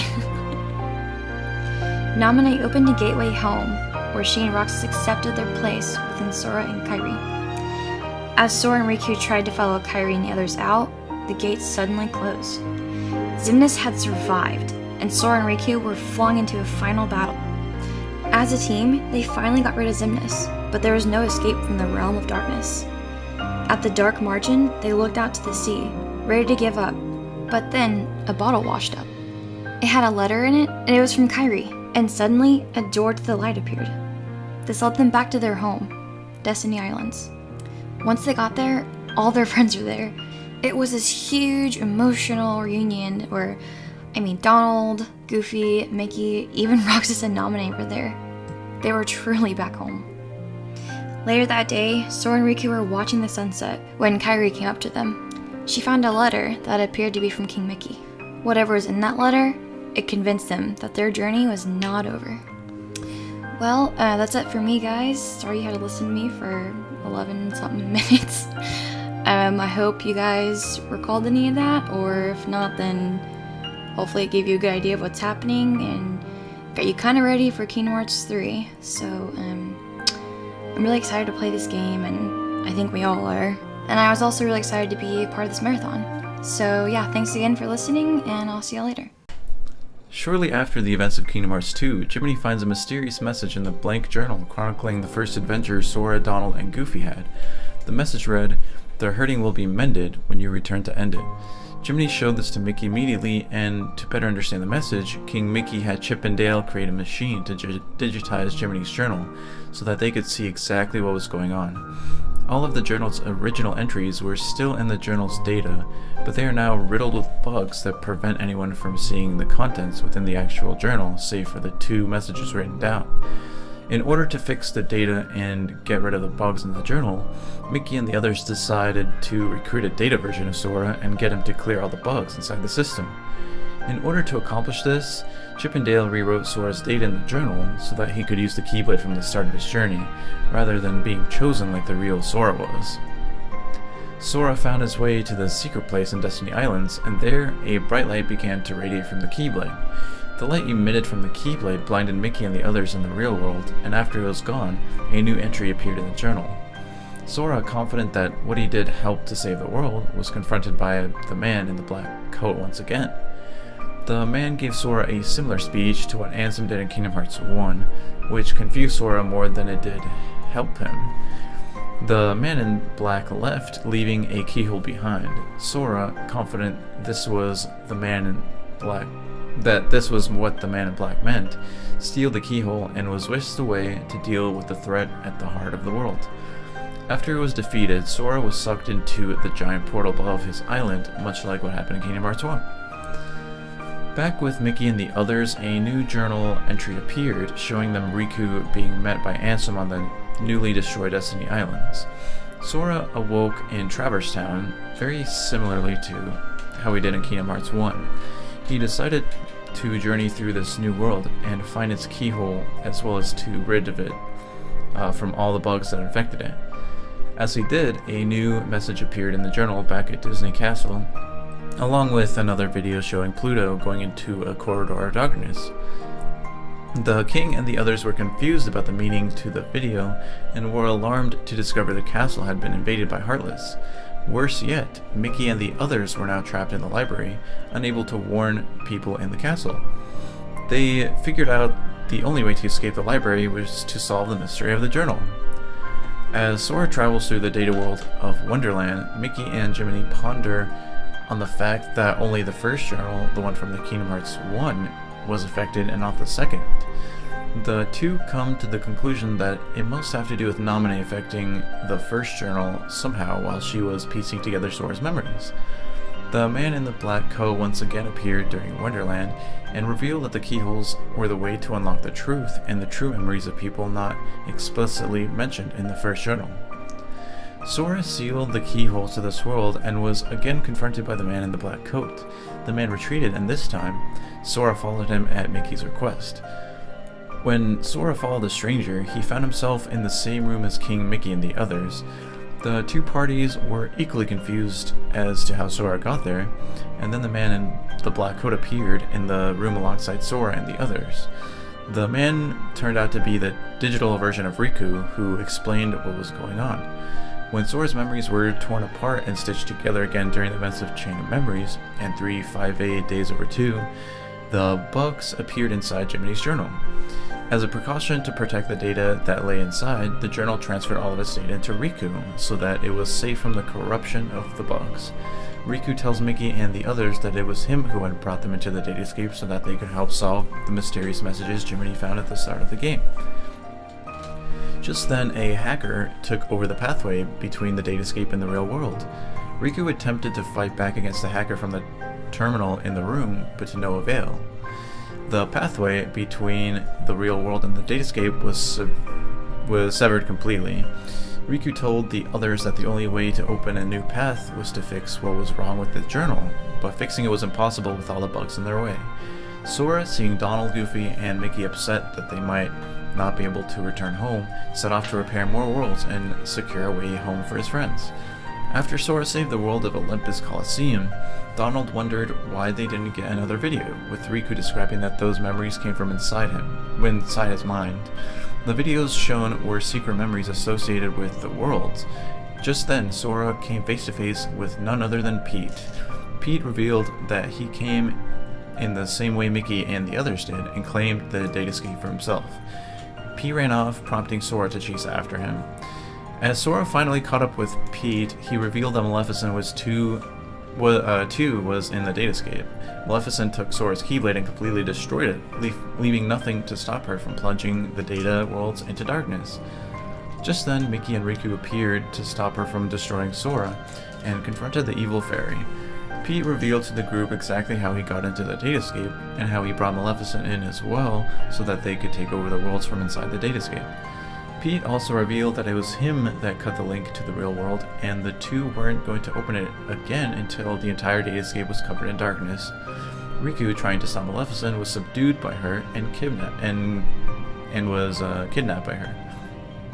Mickey and Sora regrouped at the castle, and Mickey resolved to finish clearing the bugs from the datascape and saving Riku. Sora, wanting to help as well, tried to summon his Keyblade, but as Mickey revealed to him, it was nothing more than programmed data, and there was nothing they could do. The king went after Riku, and Sora went after the king to the final world, Hollow Bastion. As Sora tries to confront Pete, he was surrounded by Heartless and was unable to defeat them without the Keyblade. Just then, Goofy and Donald come to his aid. When the trio tracked down Pete, he tried to crush Donald and Goofy with the bugs, and Sora's friendship with Donald and Goofy gave him the power to recreate the Keyblade and save his friends. Pete retreated and left a keyhole in his wake. When Sora entered the keyhole, Sora confronted Pete once more and managed to beat him in a fight. Pete then revealed that Riku was infected with bugs and used the bugs to take over Riku's mind. The two friends fought, leaving Riku unconscious. Sora dove inside Riku's code and managed to clear all of the bugs inside of his friend. At the heart of Riku's system was Maleficent, and it was up to Sora to defeat her. Sora managed to defeat her, and he thought everything was okay. However, it wasn't until he took out his own Heartless, the original bug which was threatening to delete the whole datascape, that the journal was finally restored. Restoring the journal was tantamount to overwriting all records of his newest journey, so Datasaur and King Mickey had to say goodbye. As the datascape was closing, Maleficent informed Pete that the datascape functioned similarly to the Book of Prophecies, and Maleficent knew she had to get her hands on this world to possibly find the location of the legendary book. The mysterious message was still unsolved, and back in the real world, King Mickey and others received a message from Riku that extra data had been found. They would need Datasaur's help one last time. The extra data was a special world designed to make Sora learn how to cope with hurt. At the end of his trial, Datasaur encountered Data Roxas, and the two battled to make sure Sora understood hurt. When Datasaur was finally ready to accept that hurt, Naminé appeared before him. She explained that inside him were special memories that belonged to people connected to the real Sora, people who were hurting. The mysterious message was her way of reaching out to him and preparing him for that truth. King Mickey promised Naminé that they would undo all the hurt. Mickey writes a letter to Sora explaining that people are in pain and only he can release them from that pain. Sora takes this letter and knows he must go on one last journey to set everything right. Kairi, knowing the same fact, hands Sora her good luck charm, again telling Sora to come home soon. Later, Mickey meets with Yen Sid, informing him that Ven's heart may finally be located. However, Yen Sid is more concerned about the return of Xehanort, and since Sora and Riku defeated both Ansem and Xemnas, Xehanort was sure to return, and they would need to face that threat once more. Yen Sid informs Mickey to summon Sora and Riku to the mysterious tower so that they can undergo a Mark of Mastery exam.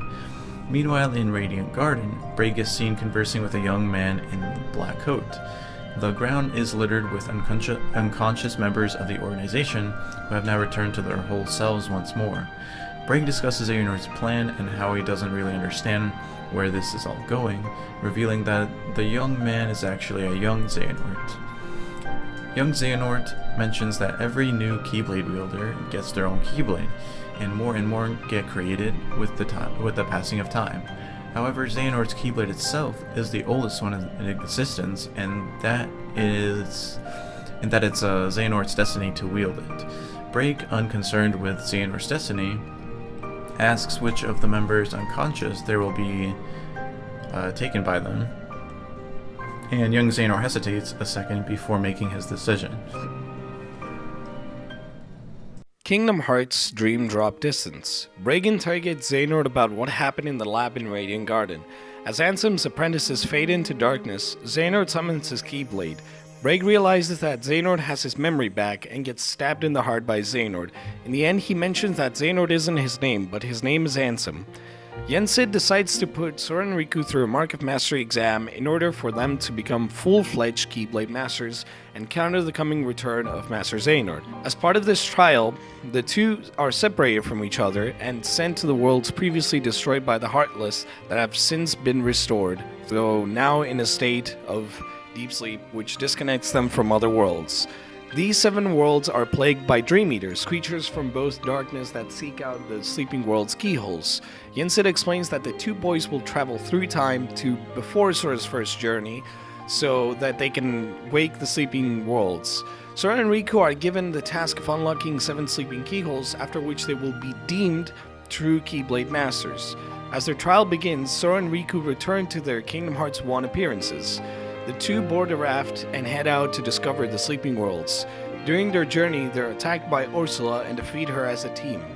As Ursula is defeated, the two are flung into the ocean and, as if guided by fate, summon their Keyblades and seal the first of the sleeping keyholes.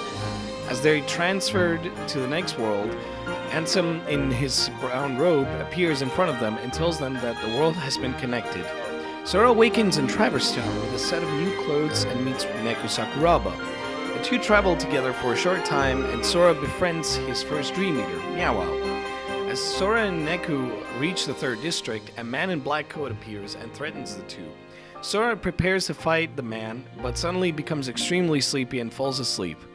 Later, Riku awakens in the 3rd district, also in new clothes. As he ponders on how he arrived in Traverse Town, he's greeted by Joshua, a young blonde boy who appears to know Sora. The two go to the 2nd district together, where Joshua teaches Riku how to befriend Dream Eaters as well. Riku befriends the Komori Bat, but is soon attacked by a young man by the name of Beat.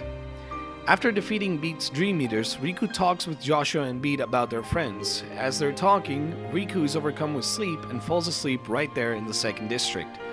Sora wakes up to see both Neku and the mysterious man in black gone, and travels to investigate. Sora travels to previously unseen parts of Traverse Town and eventually fights the dangerous Hoka-Monkey. As it's defeated, it shows him Riku, who is in a different version of Traverse Town. The two friends have been separated once again, but Sora knows that once the Market Mastery is over, the two will be reunited.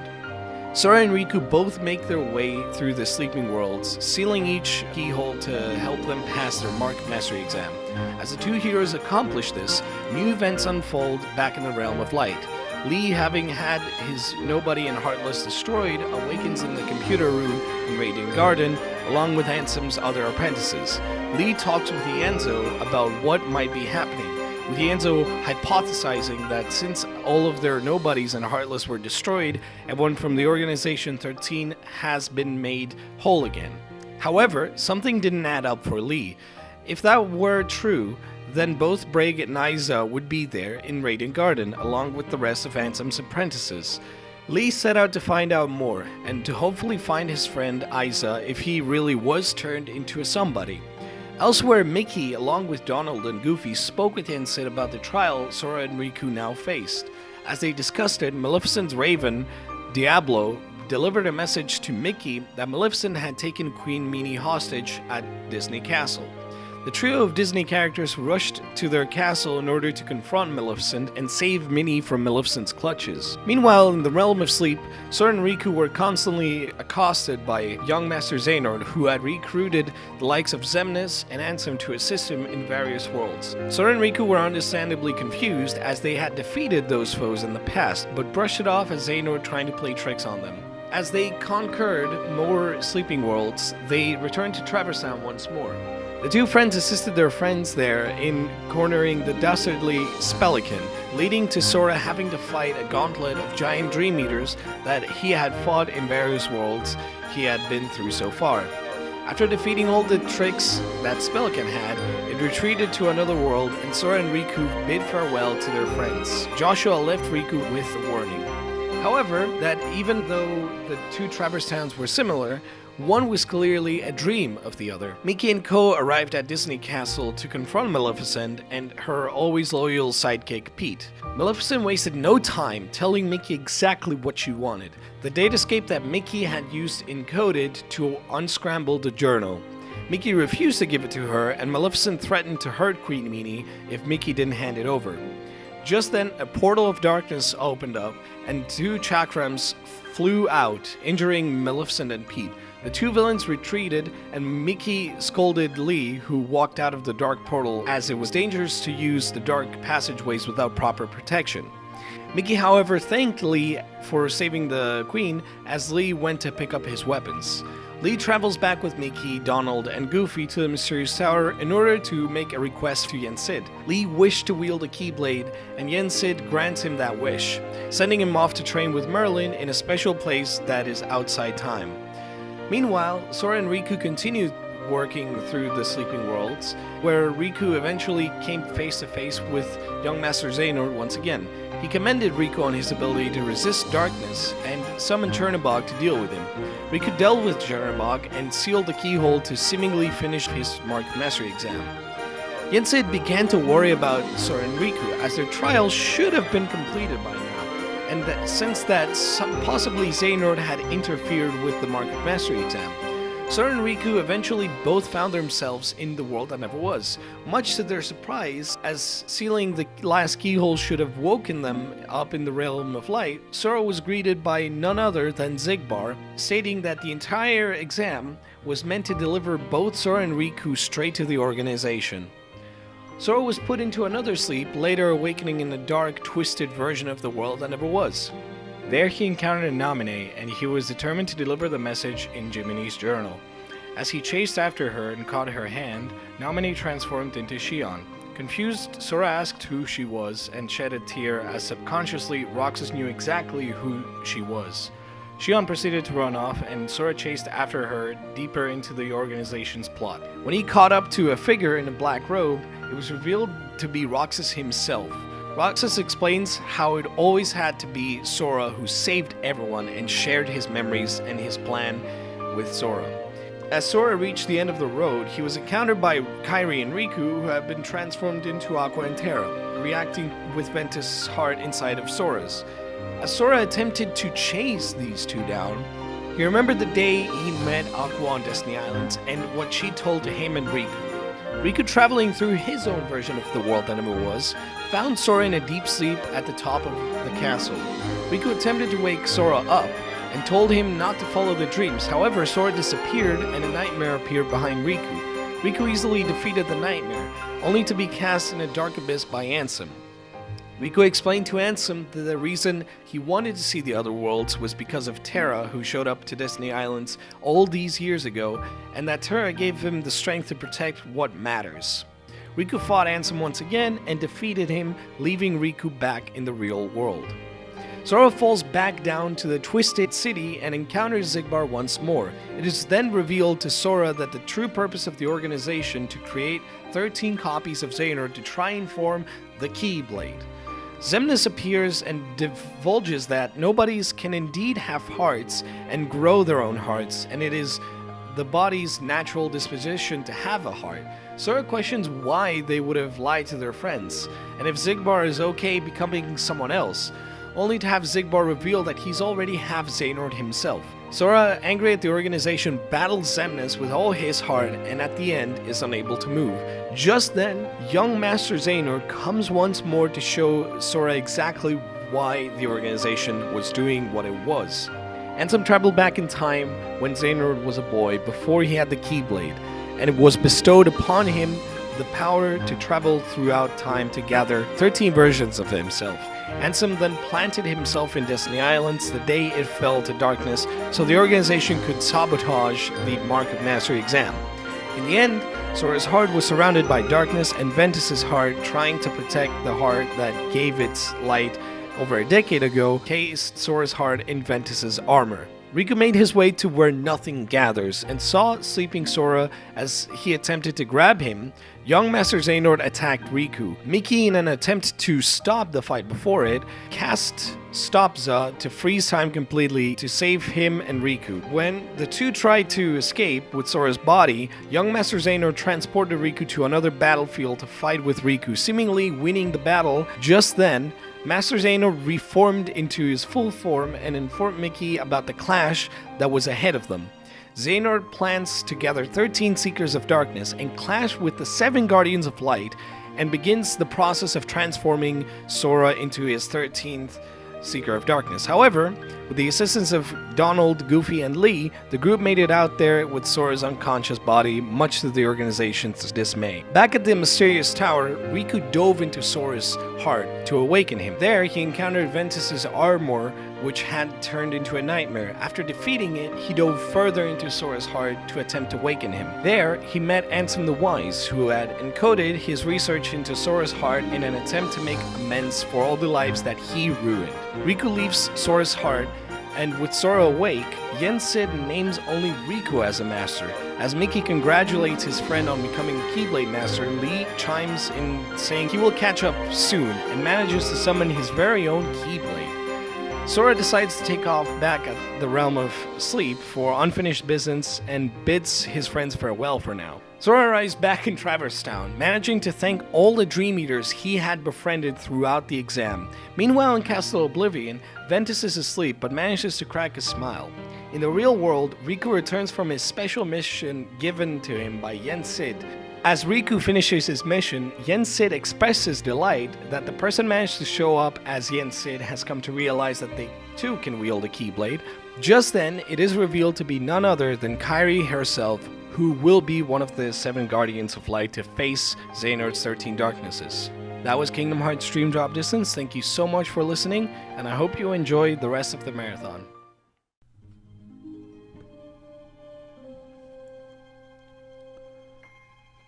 Shortly after the events of the secret ending of Dream Drop Distance, Yen Sid explains to Riku, Mickey, and Kairi that in order to confront Xehanort, they will need to gather the 7 lights. Among those include Aqua, Terra, and Ventus, who were lost to the world after their encounter with Xehanort during the events of Birth by Sleep. At Yen Sid's request, Mickey begins to tell Riku and Kairi of the time he came across Aqua in the Realm of Darkness. During Aqua's time in the Realm of Darkness, Aqua discovers the Castle of Dreams, a sight that horrifies her. Aqua makes haste towards the castle, fending off repeated Heartless attacks along the way, including a large swarm of shadows conglomerating into the Demon Tower. After managing to repel the Demon Tower, Aqua enters the castle and spots what appears to be Terra. When she approaches him, the apparition disappears, leaving Aqua sullen about how she wishes to see her friends one more time. As Aqua searches for her resolve, she comes across the casket Snow White was in. However, it now houses an unconscious Ven. As Aqua tries to call out for her friend, he disappears like Terra before him, leading Aqua to realize it's nothing more than the Realm of Darkness playing tricks on her mind. Aqua then notices a large mirror floating near her and reaches out to it. As she does, her apparent reflection grabs her arm and pulls her into the mirror, taking her to the world within. Aqua begins to investigate the mirrors while being haunted by her own self-doubt. Upon finding the first mirror, Aqua hesitantly approaches it and stares at her own reflection. Suddenly, the reflection comes to life, stepping out of the mirror and summoning a Keyblade. It engages Aqua in a fight, and Aqua successfully dispatches the Phantom. Aqua repeats this process with the 2 other Phantoms and returns to where she entered the world within. She reflects on what the Phantoms told her, painfully admitting that they are the manifestations of her own doubt and self-loathing. Aqua realizes that she is starting to let the darkness into her heart. Exiting the mirror, Aqua ends up in the remains of the Enchanted Dominion, where she once again spots the apparitions of Terra and Ventus. Aqua finally manages to catch up to the illusions of Terra and Ventus, calling out to them.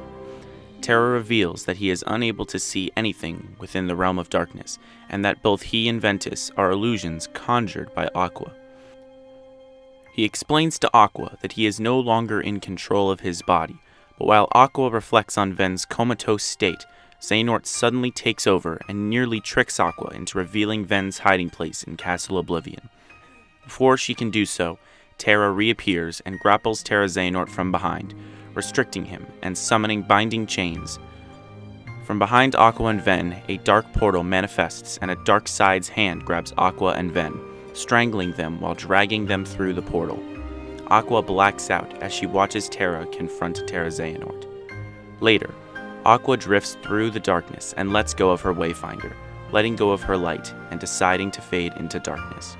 Just then, Mickey appears and grabs onto her, putting her Wayfinder back into her hand.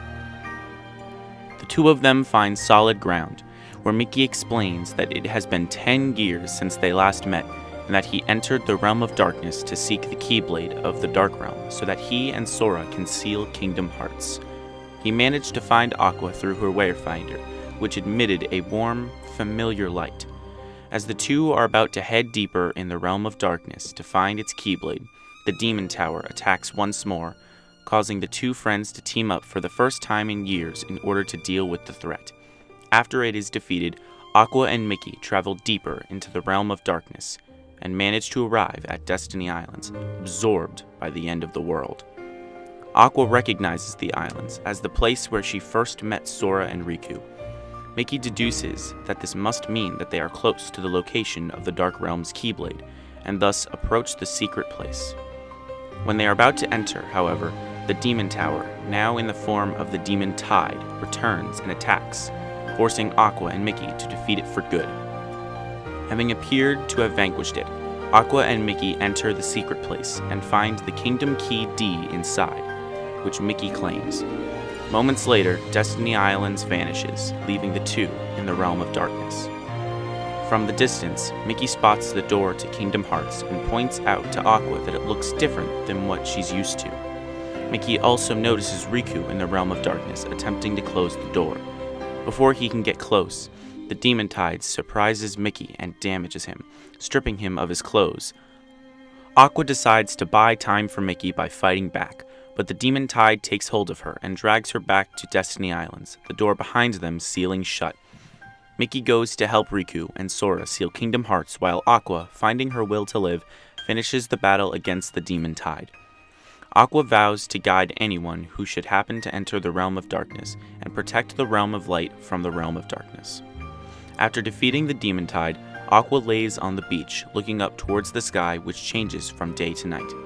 As she stares into the stars, she notices droplets of light raining down, indicating that Kingdom Hearts has been successfully sealed and that Destiny Islands is being restored. Unable to leave the Realm of Darkness, Aqua falls off the disintegrating shore and drifts into the darkness once more. Sometime later, Aqua approaches the Dark Margin, where it is revealed that Ansem the Wise survived the blast of his machine in Kingdom Hearts 2.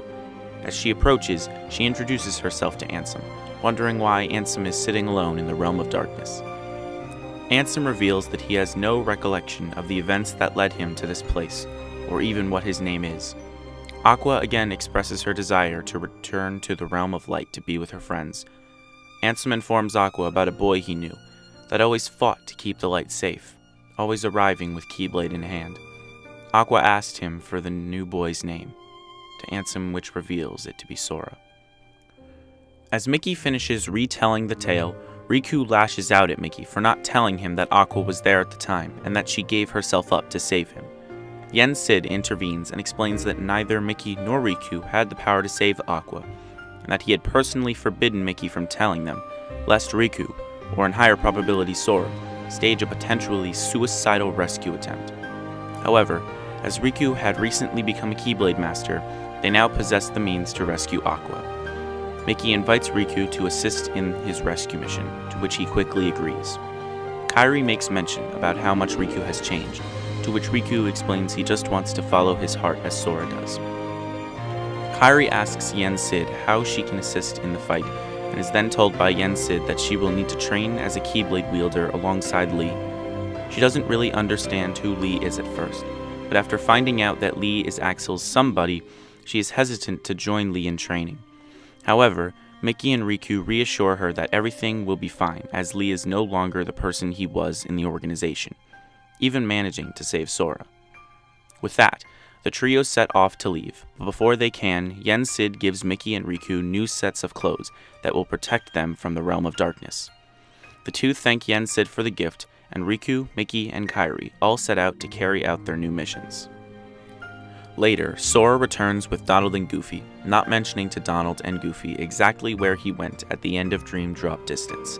However, when he enters the mysterious tower, he finds that everyone already left on their own missions. Yen Sid calls the trio to attention, debriefing Sora on what must be done in order to better prepare for the inevitable clash with Xehanort. Sora had lost most of the power that he received during Dream Drop Distance as a result of Xehanort's meddling, leaving Sora far worse off than before the Mark of Mastery exam. However, Yen Sid mentions that he still has confidence that Sora is still their best chance of stopping Xehanort for good. Yen Sid tells Sora that he must obtain the power of waking that he failed to master during the Mark of Mastery exam, and directs him to talk to Hercules, who experienced a similar situation of losing his strength and regaining it again. Donald and Goofy, eager to help Sora, request to help out Sora on this adventure.